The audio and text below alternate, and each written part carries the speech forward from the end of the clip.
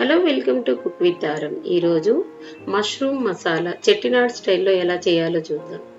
దీనికి మొదటగా మనం మష్రూమ్ని ఎలా క్లీన్ చేయాలో చూద్దాం. మష్రూమ్ని మనము కొనేటప్పుడు మష్రూమ్ ఇలా క్లోజ్గా ఉండే మష్రూమ్ని, వైట్గా ఉండే మష్రూమ్ని తీసుకోవాలి.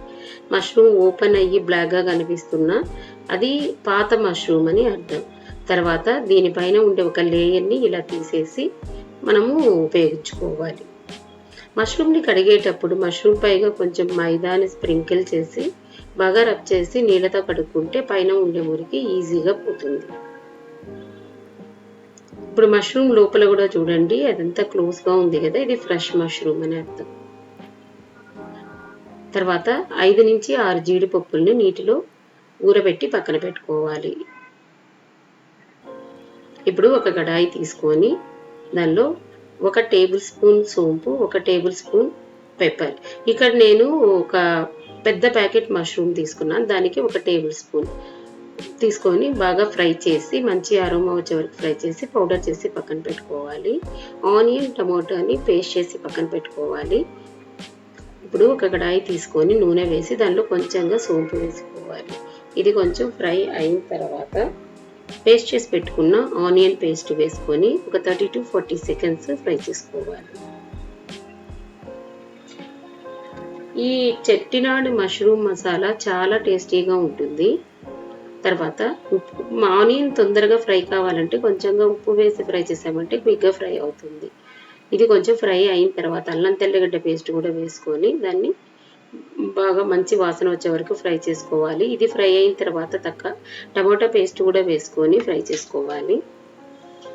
టమాటో కొంచెం ఫ్రై అయిన తర్వాత దానిలో పౌడర్ మసాలాస్ అన్నీ వేయాలి. కారం, ఉప్పు, పసుపు, ధనియాల పొడి అన్నీ వేసుకొని ఆయిల్ బయటకు వచ్చేంత వరకు ఫ్రై చేసుకోవాలి.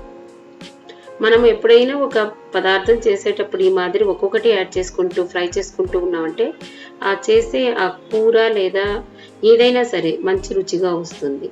ఇది కొంచెం బాగా ఫ్రై అయిన తర్వాత మనం కట్ చేసి పెట్టుకున్న మష్రూమ్ వేసుకొని బాగా కలిపి మూత పెట్టి ఒక 30 to 40 సెకండ్స్ 1 minute వరకు ఉడికించుకోవాలి. ఇప్పుడు మష్రూమ్లో ఉండే నీరంతా బయట వస్తుంది.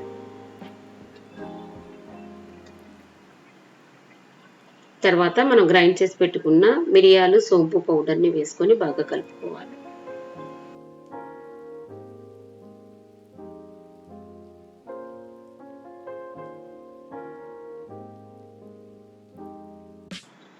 తర్వాత మనం గ్రైండ్ చేసి పెట్టుకున్న జీడిపప్పుల పేస్ట్ కూడా వేసుకొని కలుపుకోవాలి. మనం అప్పుడప్పుడు కర్రీస్లో ఈ మాదిరి జీడిపప్పు పేస్ట్ని కానీ వేసుకున్నామంటే ఆ కర్రీ చాలా రిచ్గా ఉంటుంది, టేస్ట్ చాలా బాగుంటుంది. కానీ ఎప్పుడూ అదే మాదిరి చేయకూడదు, అప్పుడప్పుడు చేసుకుంటే అది హెల్త్ కూడా మంచిది.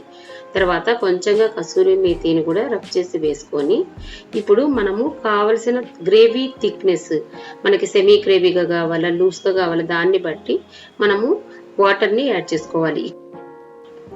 ఇక్కడ మనకు కావలసినంత నీళ్లు యాడ్ చేసుకొని మూత పెట్టి ఒక 1 minute కుక్ చేసుకోవాలి. ఇక్కడ వేనీళ్ళు యాడ్ చేయడం వల్ల అదేమవుతుందంటే ఆ టేస్ట్ అలాగే ఉంటుంది, చప్పున అయిపోదు. చన్నీళ్ళు యాడ్ చేసామంటే చప్పున అయిపోతుంది. తర్వాత ఈ మష్రూమ్ చెట్టినాడు మష్రూమ్ బిరింజీ రైస్ బాగుంటుంది, చపాతీ సైడ్ డిష్గా చాలా బాగుంటుంది.